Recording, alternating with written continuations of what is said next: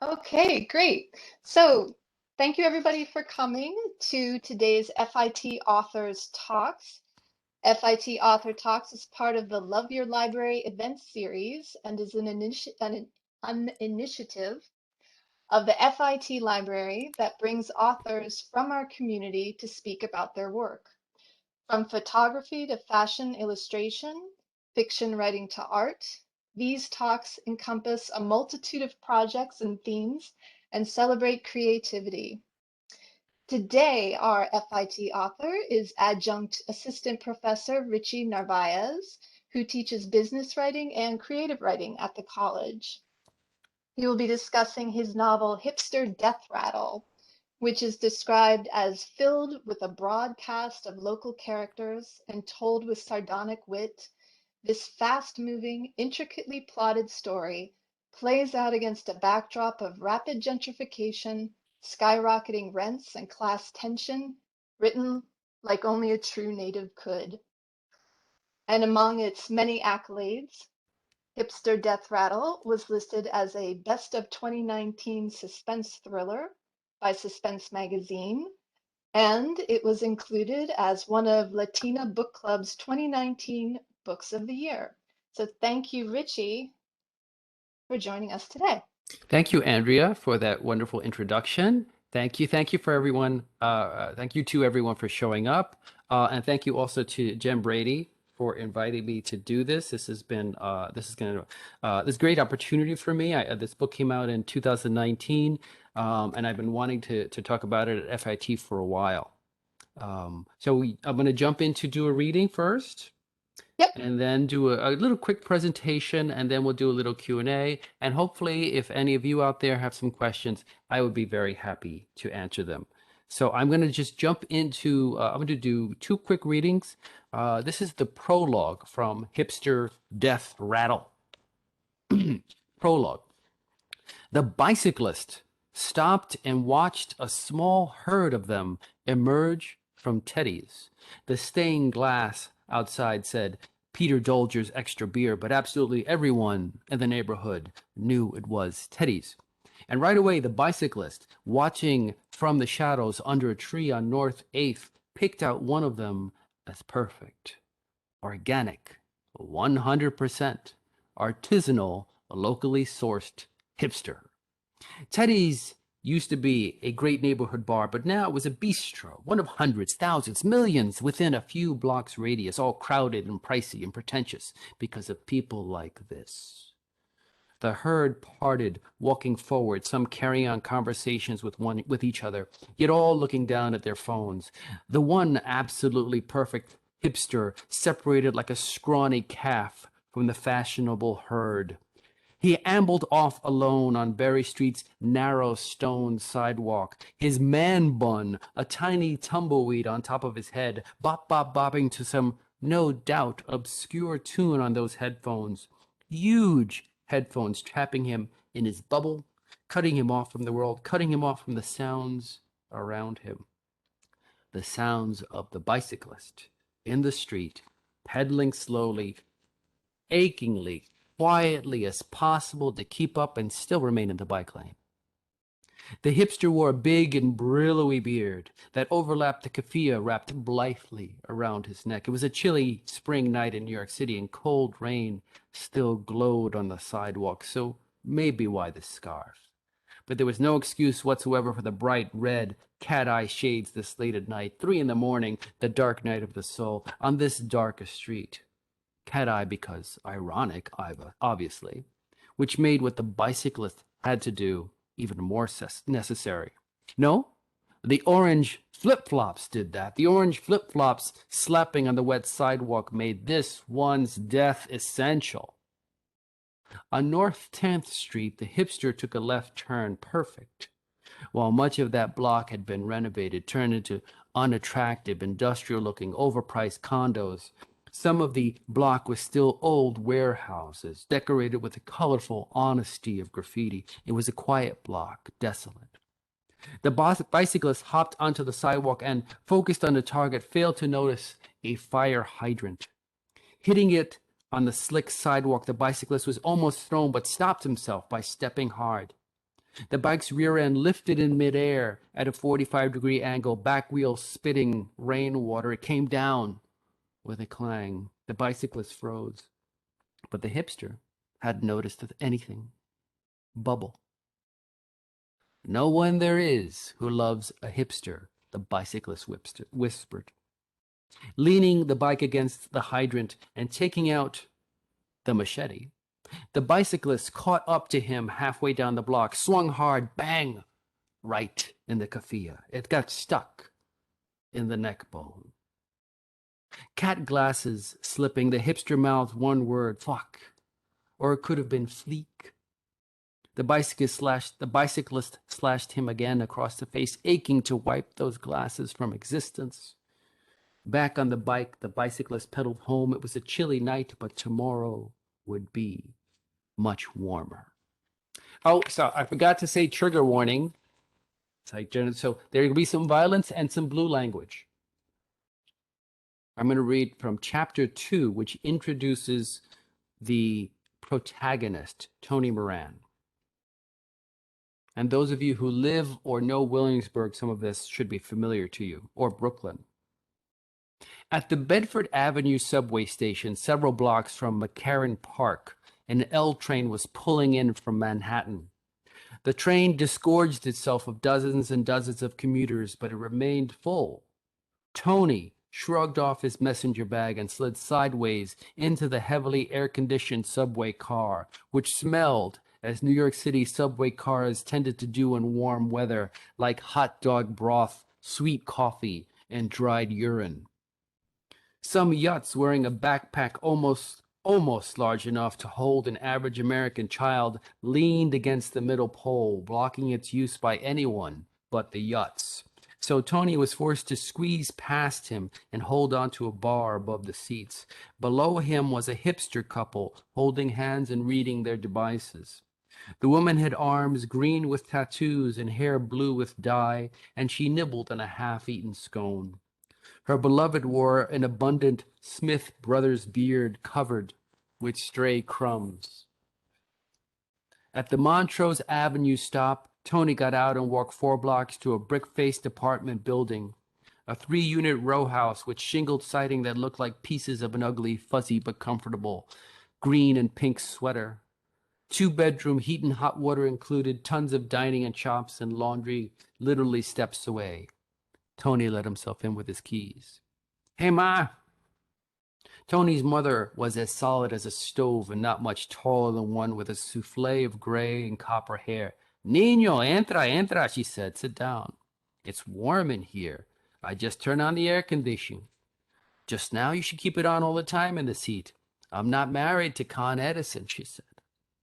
She put a plate of spaghetti with chicken and a bottle of beer in front of him. She always kept beer in the house for Tony. There was no telling her not to.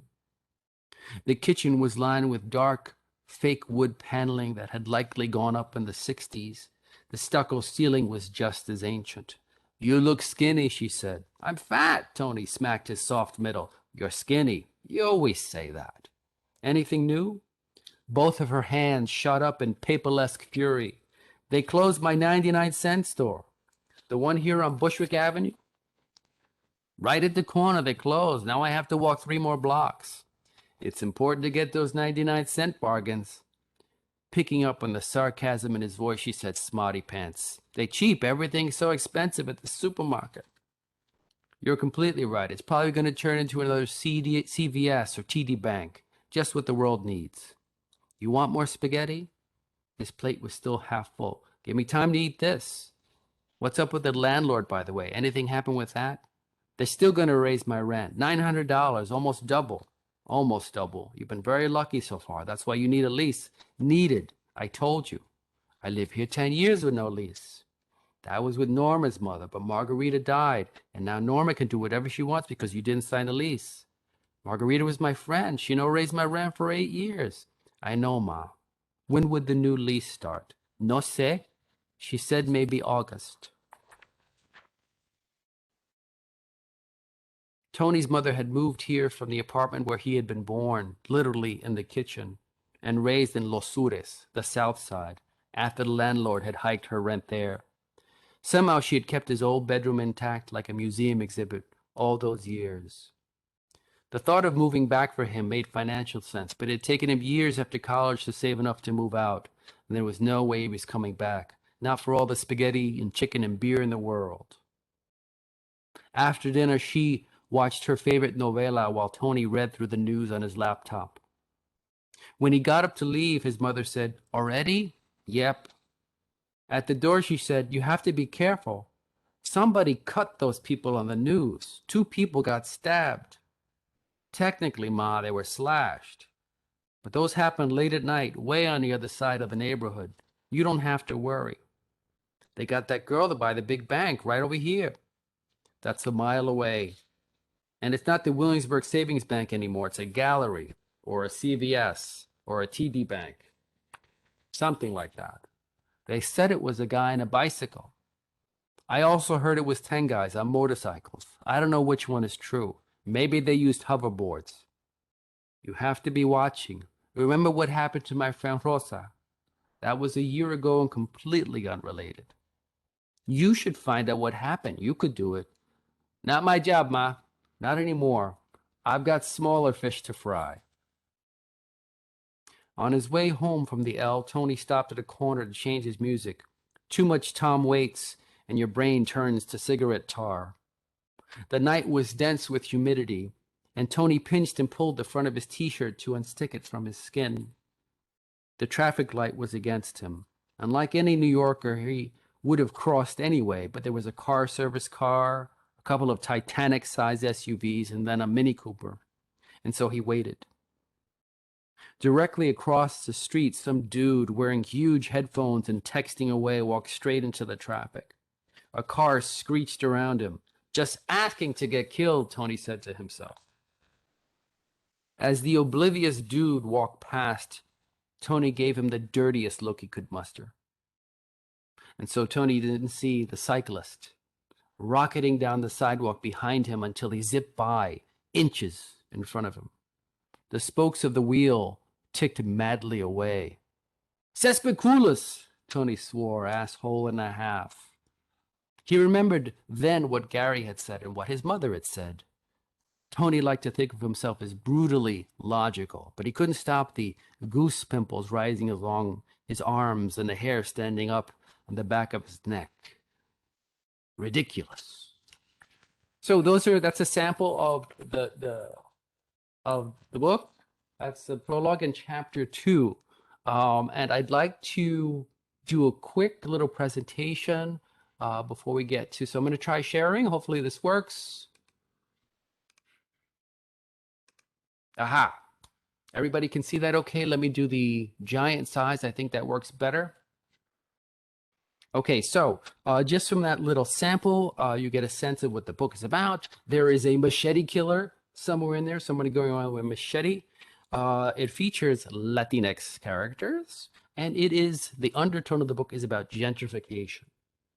So reason I wrote this book, and we can get into this more, is that I was born and raised in Williamsburg, Brooklyn. My parents are from Puerto Rico, from the mountain town of Corozal, and the big town in the south of Ponce. This is where I grew up, in 121 South 2nd Street. That arrow is pointing to my bedroom window.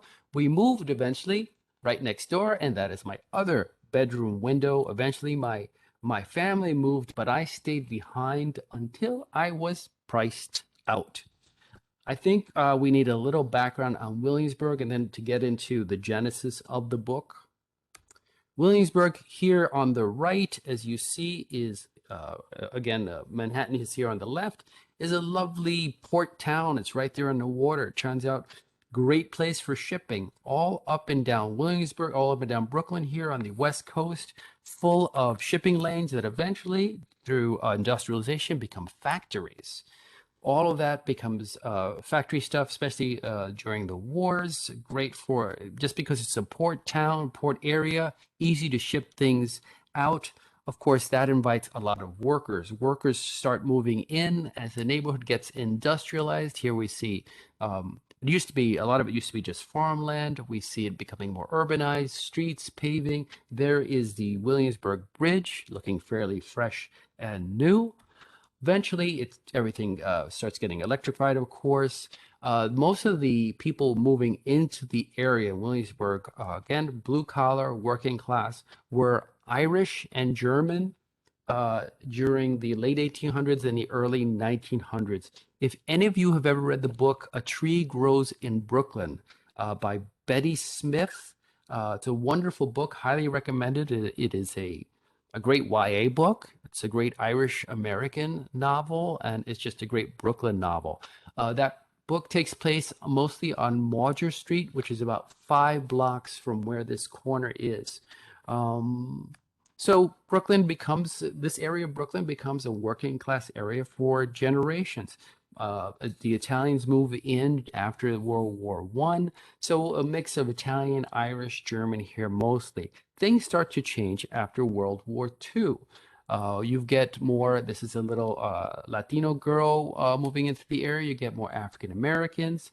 You get more Hasidim. Hasidim, of course, fleeing Europe because of all the horrors there. Puerto Ricans coming in because of Operation Bootstrap in the 1950s, which was supposed to improve Puerto Rico, but actually ended up limiting the amount of opportunities for people there and incredibly polluting the island. So many of them fled here in droves and made Williamsburg a predominantly Puerto Rican area. And this is what my childhood looked like. Many of you may have spent your summers in lakes or at the watering hole or maybe at the beach somewhere. This is where I cooled myself off in the summers, over by the hydrant. People still do this in Williamsburg, but what happened really, and this is the part of the genesis of the novel, is New York City. This is all what I'm talking about here is mostly 60s and then begins in the 70s. New York City starts going into an economic crisis in the 70s, and very difficult for it to recover. As it begins to recover, it kind of forgets what happens in poor neighborhoods. These neighborhoods are left to lie fallow. So you get things like this, all those factories, because of neoliberalism and many other reasons, factories just start leaving the East Coast.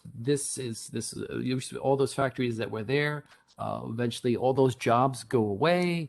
The Williamsburg Bridge starts to mostly fall apart. McCarran Pool, which is incredibly popular, becomes vandalized and eventually abandoned in the 90s.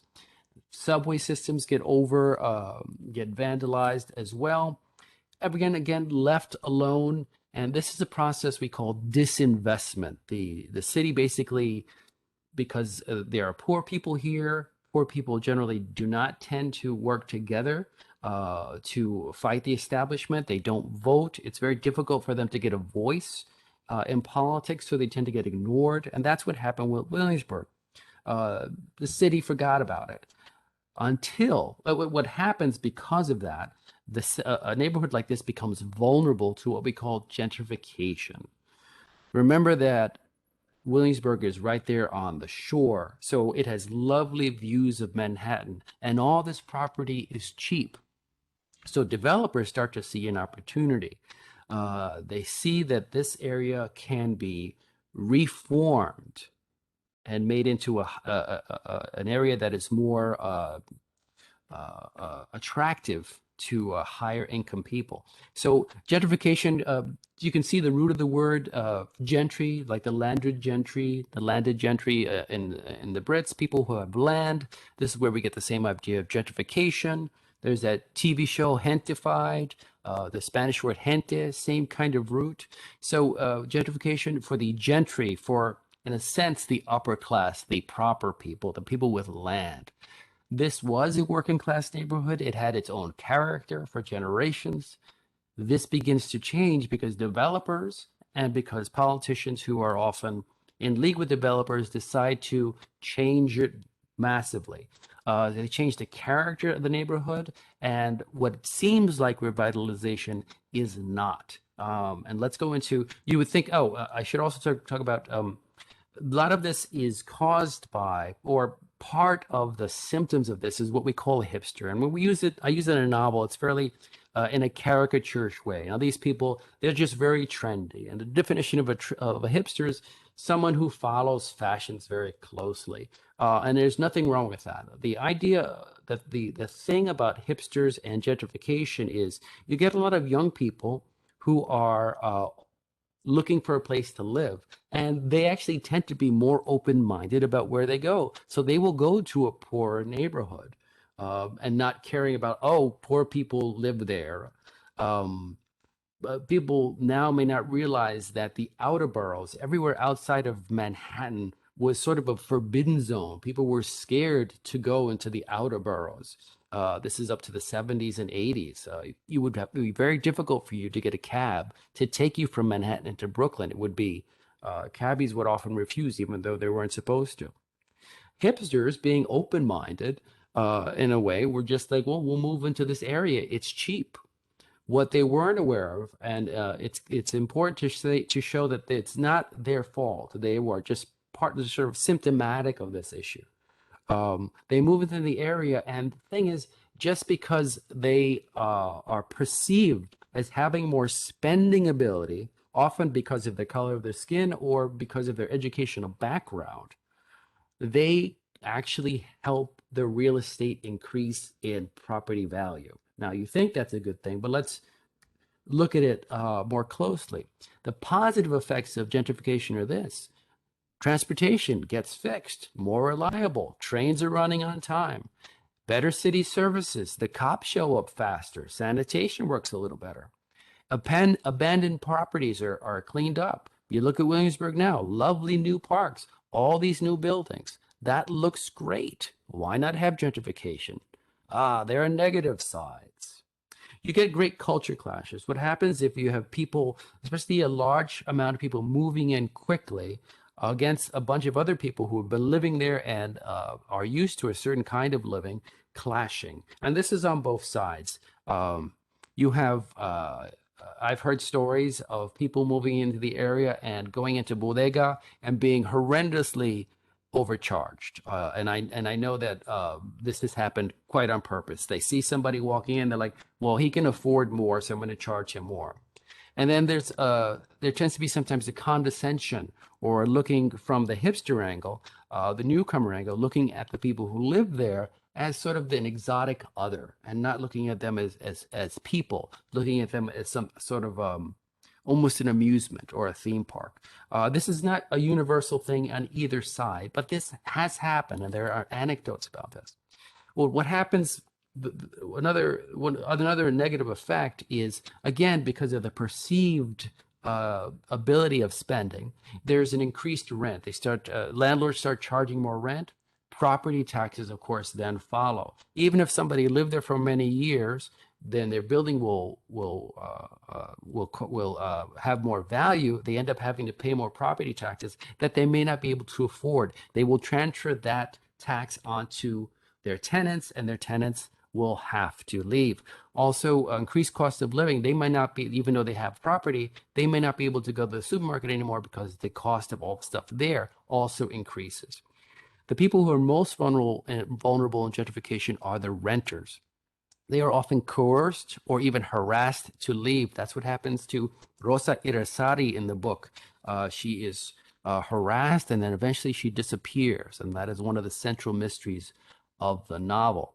The character that was created of the neighborhood over these generations begins to disintegrate or gets pushed to the sides. I know some people, hipsters again, this idea, who come to the neighborhood charmed by this idea, by the blue collar lifestyle, but that eventually is no longer there. And Williamsburg has a very different feel to it now. With all this increased cost of living, higher rent, people are therefore displaced. They have to get out. They have lived there with their friends and families for generations. They must move. And some of them, of course, can't afford to move anywhere. And so there is increased homelessness. So, and we'll talk about, if you want to talk about this more afterwards, Andrew, we can. I just wanted to note, these are some great books about gentrification that if anybody is interested in pursuing the matter, is here. And I can also send the list to Jen, and she can send it to everybody who's here today. I also want to talk about Latinx characters. I am a Latinx person myself, New Yorican, as they say, or New York Puerto Rican. Latinx characters tend to be fairly marginalized in our mainstream popular culture. We're often the secondary characters, the loud friend, often a maid or a mugger for many, many years. There are not that many statistics. There are not any statistics in fiction. The only research that has been done in publishing is with the amount of people who work in publishing. There is a very small amount of Latinos or Latinx people who work in publishing. So we could look at, for example, how it works in film as a comparison. About 7% of films from 2019, only 7% featured a Hispanic or Latino actor. When you consider that our population in the United States is 20% Latinx, this is a weird disparity.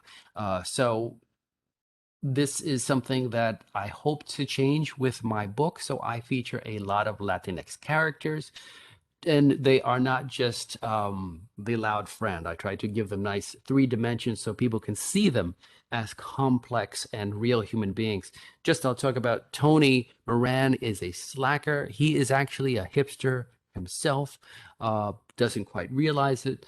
And he plays this obscure game called Pétanque, come from France. He learned Latin and likes to use Latin, again, something fairly obscure, slightly pretentious.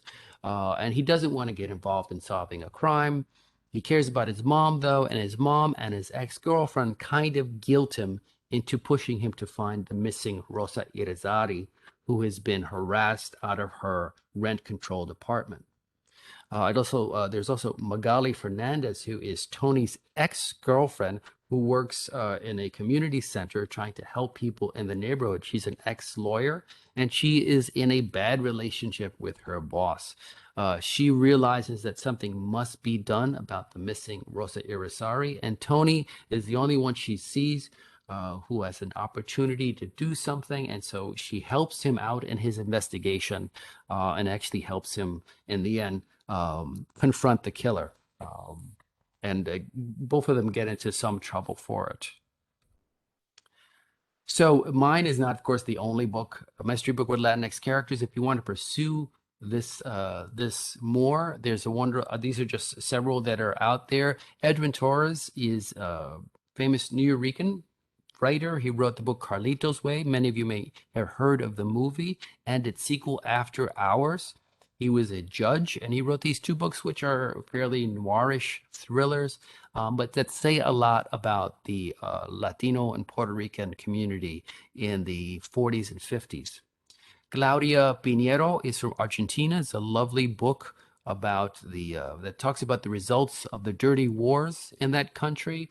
It's a really good thriller. Kiss the Detective, nice private eye book from a Chicano perspective. And then Raquel Reyes has his book coming out soon, Mango, Mambo, and Murder. It is what is called a cozy. So it's fairly bloodless. Think of Murder, She Wrote, but with Cuban characters. So here is a nice, I think, reading list for you to pursue, and I have plenty others. I also, by the way, teach a class on mystery writing if anyone is interested, and that always runs in the spring.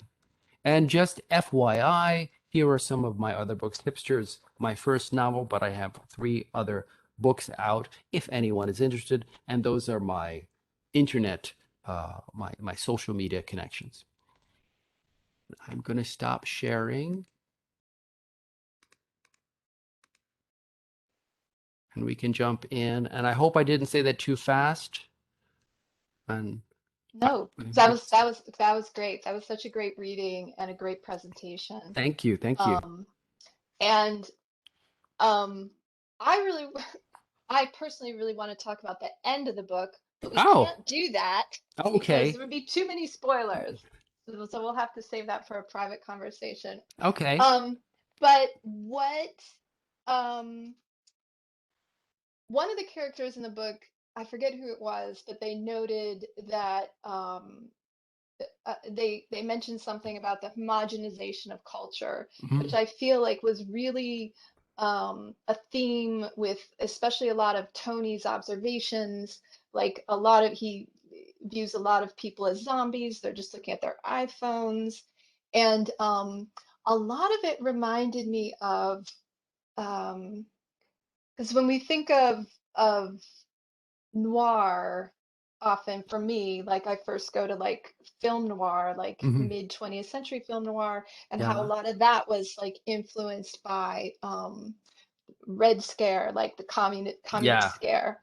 And I thought like one of the things you were doing in this book was kind of reframing that as like sort of like a hipster scare, as like, Yes. you know, as as something like that. And it was so there was like this theme because the book is keeps switching points of view, even though Tony's the main character, it keeps like you see kind of all sides of the story. Yeah, And that it's was kind of, important to me. Yeah, yeah. Williamsburg is a very diverse neighborhood, so it was important to jump around and not just have one perspective.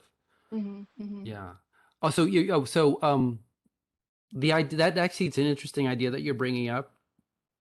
Crime fiction, though it's often maligned as genre, is actually known as the kind of fiction that reacts to social change probably more quicker than any other kind of fiction.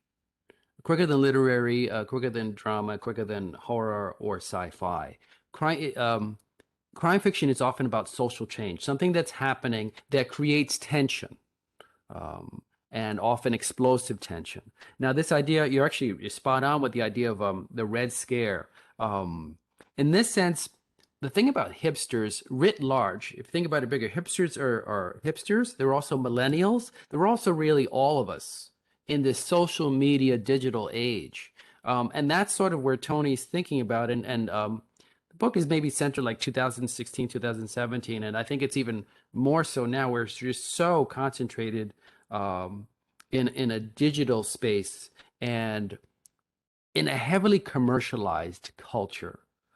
And the corporatization of our culture is sort of what's hanging there at the end. And if anything is the scare, it's not the hipsters. Again, they're just sort of symptomatic. And in a sense, we're all in a kind of hipsters. We're all in this idea of following trends and trying to be cool, trying to get likes. You know, that's the world we live in, most of us. You know, God bless anyone who doesn't, who avoids social media. They must be having a really good time. But as an author, I cannot avoid social media. But yeah, I think that is part of the scare. It's just like, look at this neighborhood was full of character, um, and full of this kind of vibrancy. But now it's kind of getting flattened, like a lot of the United States. I mean, gentrification is this sort of again a company, and corporations, and developers coming in saying, let's make everything kind of look the same and cheap, so that everyone get it. You know, we can just sell, and you see so many of these buildings in Williamsburg and all over Brooklyn, and actually I've seen this in Chicago and LA.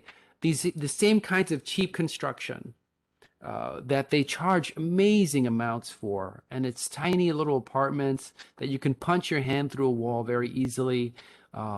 And that's homogenization, a cheapness. And yeah, it's a scary prospect. And hipsters are just sort of a jokey kind of example in the book, sort of poking fun at this, but really in a sense, uh, where we all are at, you It's know. true because I think Williamsburg, especially when it first started to become gentrified, it was like the arts neighborhood. Right, And I think a lot of times there's like this excusing of the artist, like that the arts community is somehow not responsible for right, gentrification, even though they are and they're very complicit in it. right. Yeah. Yeah, I think there's the thing about the artists. I mean, that it's great that we have artists and everything, but the choice to become an artist requires a level of privilege. If you're poor, it's more difficult to say to your mom and dad, "I'm not going to get a job. I'm going to paint or become a writer." And this was difficult for me to become a writer, do something artistic with my life. You have to have some sort of security underneath you, a sense of security generally. there are artists, of course, they just jump out there into the wild with nothing underneath them. But many, we live in a, frankly, a fairly, we have a lot more leisure time on our hands. There's a lot more ambition to become artists. I think because a lot of people don't want to become doctors or anything or other things. They want to do something again that to be liked. Um, so this idea of the artists going in, they see the space, and I think there were some people who go to Williamsburg. There were the squatters who came over from the Lower East Side. They just wanted a space to live. They saw these factories, and it actually, in a sense, there was a tipping point. Oh, it's kind of nice that there are people there, not drug addicts. There's less crime. It's safe. And then all of a sudden, wait a second, we can't live here anymore. There's a turn Hmm. where the neighborhood's like, oh, it's kind of fun and interesting to have these new people. Wait a second, now we have to leave. And that's when like the first artists perhaps were unaware, but then you get a deluge of people sort of copying that because it's a trend. And I think, yeah, there is some complicity because I think some of them, I've heard many stories, and there was one particular, it was an older Italian woman living in the Bronx, and she said that she saw some of these hipster types looking at her, staring at her, and they called her, they said, oh, it's one of the leftovers. Oof. It's this idea like, oh, well, they're gonna Yeah. leave, they're gonna die off, and it's just again, it's that culture clash. So yeah, I think Yeah. some of them are perfectly aware that they're gentrifiers, and they don't Hmm. care. They don't care. Hmm. Yeah. Someone in the chat asks, where do you draw inspiration for your characters? Well, I like to use all my friends. If you have a writer who is a friend, he or she is using you. I promise you. Um, Generally, I will take some pieces of myself, of course, often the voice, maybe the sense of humor. But when I build a character, I start with names, and sometimes it's somebody I know with their name slightly changed.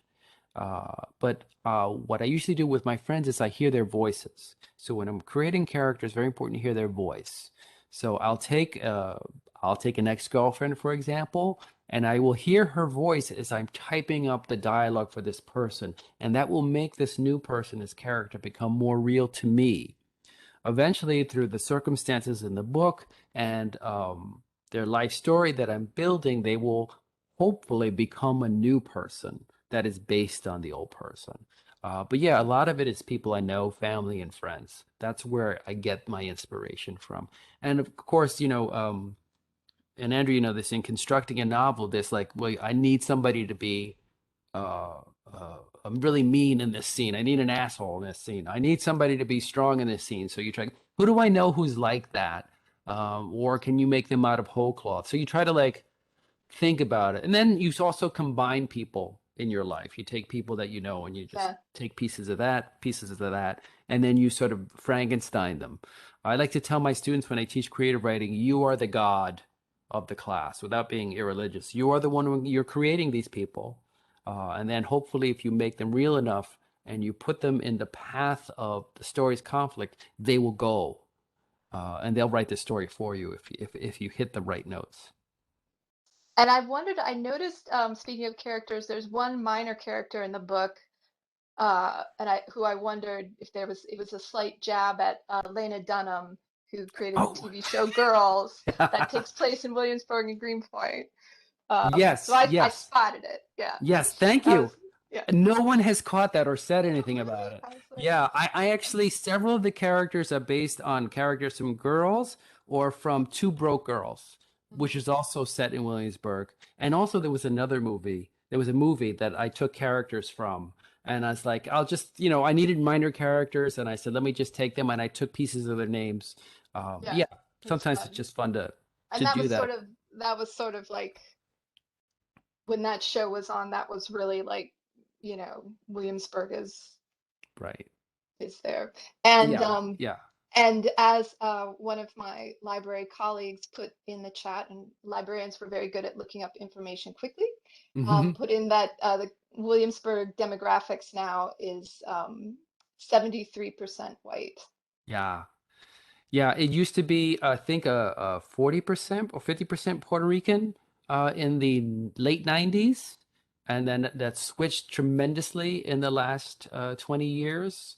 There's been a small uptick of African American, but I think that's hipster African American. I get a little bit more privileged, and more Asians, but a big drop in the Latinx culture. Mhm. And then they've moved out either farther into Brooklyn, or there actually has been a great movement of them upstate and to Connecticut. These groups tend to generally ethnic groups tend to follow each other because they feel the comfort and familiarity um, With of community. being of Yeah. community. And then, yeah, that's actually another point that is lost with gentrification. That sense of community is very difficult to maintain, and it tends to get shattered with gentrification. And I mean, the artists often are complicit, but the real villains, I think, are developers and who take advantage of the artists being there. They see one and say, "Oh, this is great, charge more rent," and also the politicians who also let it go and Yeah. let this rampant overdevelopment happen. We're still seeing it today. I mean, it's amazing. I was in Brooklyn recently. It's like in Williamsburg. There's so much construction still happening everywhere. It must be so Mhm. uncomfortable to actually live there. It's just there's large swaths of open streets, noise all the time, and it's incredibly densely packed with Yeah. people because they built all these large buildings in an area that used to be all small row houses. So now it's just packed with people, and it's also moved away, I think, from that artistic community um, of the early '90s, really, to a much more, I hate to say it, kind of a Broville. It feels very much college towny. No offense to the FIT students who live there. It feels more like actually not. It doesn't even feel artistic FIT kind. It feels more like a school with Kind of sororities like and a fraternities. party. Yeah, like a Yes, party it's thing. a Yeah. party atmosphere of people who have tremendous sense of privilege. I think you can feel that as you walk down the streets. Like it's a very sense of people who will feel that they are entitled, a sense of entitlement. Mhm. That's what I smell when I go to Williamsburg now. Another question from the chat. Do you think gentrification is almost as old as humankind because inequality is in some form is built into our nature, as in we Oh, always, yeah, that's interesting. It's a very noirish kind of yeah. question. Yeah. Are we always so evil to each other? I think gentrification is certainly, I don't know if it was with the Neanderthals, um, because there was only, I think in before civilization proper, after we became after the hunter-gatherer stage, in the hunter-gatherer stage, it wasn't gentrification, it was more colonization or conquering.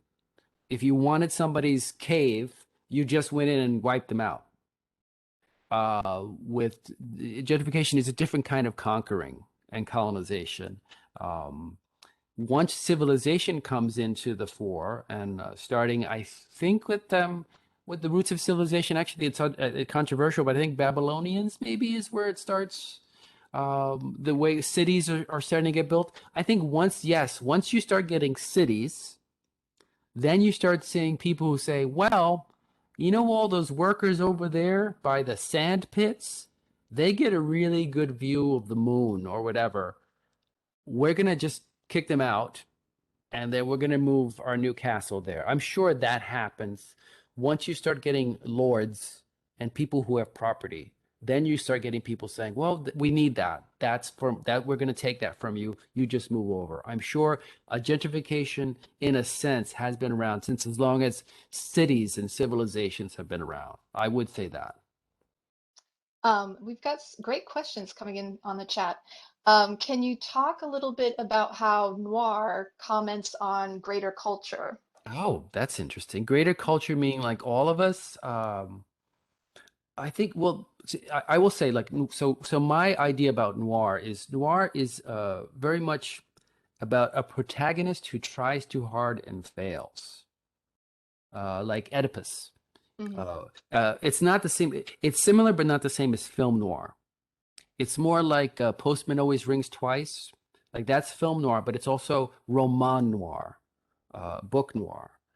This idea of it's almost like a moral fable, and I think this is where it affects the idea of culture, and it's actually, in a sense, a very conservative way of telling a story. It's this idea that if you try too hard, For example, the people in Postman Always Rings Twice, if you not only lust for each other, but also for more money, for more opportunity, if you try and you break the law, you will be destroyed. So if you keep seeing noir again and again, there's this sense that stay where you are, stay in your place. Mhm. You do see that a lot, I have to say, in a lot of mystery fiction. Mystery fiction in itself is all about maintaining the status quo. Even look at Absolutely. Agatha Christie. It's about Agatha Christie solves a crime, and even though she pokes fun at the rich, at the end, everything's reset. The rich are still rich. The Yeah. rich are still rich, the poor are still poor. Nothing has changed. And noir, in American noir, I'll say U.S. noir, is very moralistic and also sort of status quo is maintained. If you look at Latin American noir, though, in other countries, their noir is much about either commenting on how corrupt the system is and how corrupt everyone is, or about how the real criminal is not us, it's the state. There's a type of noir called the neo-policial that comes out of Mexico and Argentina, and it's really dark, and it doesn't really care about mystery tropes traditionally. The solving of who did the murder is not as important as exposing the social issues that are causing the issues that have created the crime. So those books, I think, while American crime fiction is fascinating, I really think people should look far afield to Mhm. look at where a lot of the new and more and very creative types of crime fiction are happening. I hope that answered your question in a roundabout way. I think it did. I think Okay. it did. That was from Sharon. Hi, Sharon. Um, I was wondering, there's also such a great attention to visual detail in your writing of this Thank you. book, especially in terms of fashion, like what people are wearing. And I was wondering if you were at all inspired by your FIT students. Well, not, I'm sorry, not particularly, but I do actually, I think what I was trying to think of is that trendiness. So it's similar to what FIT students are like. Um, but no, I think I was trying to get into sometimes the superficial qualities of people's personalities and how they present themselves to fit into a demographic. And actually, this might relate to some FIT students. Some of my students were talking about this in an exercise this week, how people are sort of, when you walk on campus, there's that group. And so that's part of what you see in Williamsburg, how we all group ourselves off. When I teach business writing, even I talk about how a like tends to hire like, and it's bizarre, and it's something you have to sort of resist because we are attracted often to people who look like us and who dress like us. I said, if you stop one night and you're hanging out, look at all your friends. You probably all have the same outfit, but in a different sort of iteration. The blue jeans, similar blue jeans, same kind of blouse, all across.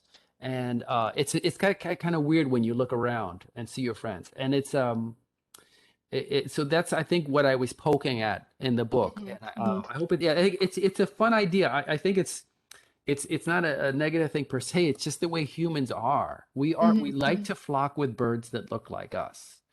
And I think I sense, and sometimes to our detriment, because it's important to flock outside.